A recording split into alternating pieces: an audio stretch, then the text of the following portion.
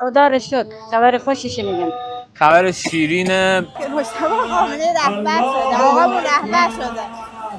اول که عزادار بر سید ما بودیم، الان خبر خوش. انتصاب سومین رهبر انقلابمون رو به دست شورای محترم خبرگان رهبری شنیدیم.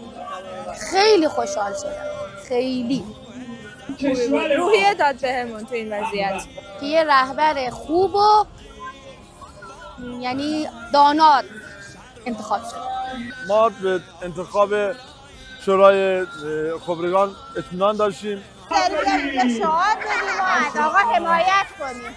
انشالله که برای ما رهبری کنن. بله باباشون. توجه به اینکه مردم همه خوشحال بودن، همه راضی بودن از این انتخاب. وظیفه ما اصلی ما اینه که پیروی از ولایت و وحدتمون رو همونجوری که حضرت آقا همیشه فرمودن حفظ کنیم. تا خونم تو رگامونه پشت رهبرمون هستیم. نمیذاریم که آمریکا هیچ غلطی بکنه. ما این نهضت رو ادامه میدیم. ما هم ولایتر از قبل توی میدونیم.